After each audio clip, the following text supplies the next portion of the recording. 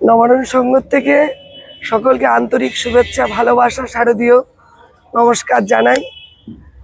আমরা যেই ক্লাবে যে পুজোটা করেছি তার জন্য আমাদের একটা সম্মান দেওয়া হয়েছে সবার সদস্য থেকে। সকলকেও ওনাদেরকে খুব আন্তরিক ভালোবাসা, শুভেচ্ছা রইল।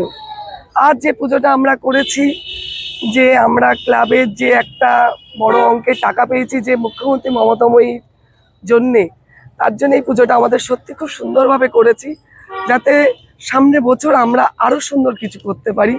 সেই ভালোবাসাটা যদি সবার কাছ থেকে পাই, আমরা তাহলে এক পা করে এগোবো। যদি কোনো ভুল ত্রুটি থাকে ক্ষমা করে দেবেন।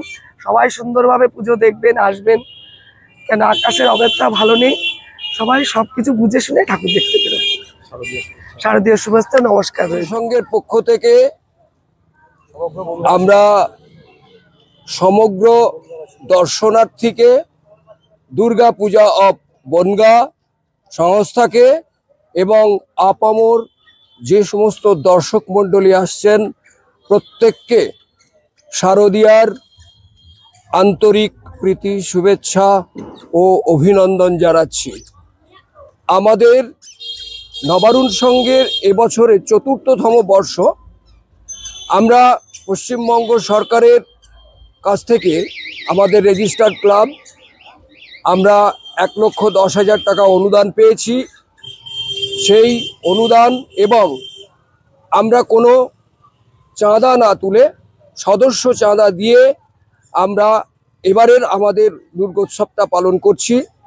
আমাদের যে দুর্গা মণ্ডপটি তৈরি হয়েছে সেটা ঐতিহাসিক প্রেক্ষাপট থেকে আমরা বেছে নিয়েছি এবারের শারদীয়ার পূজা মণ্ডপটি।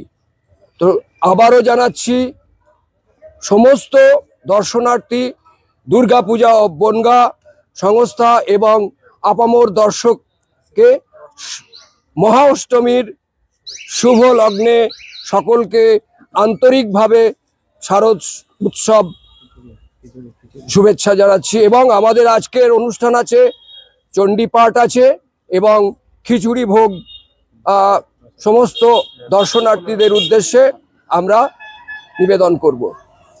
ধন্যবাদ, নমস্কার। দুর্গা পূজা অফ বনগাঁকে।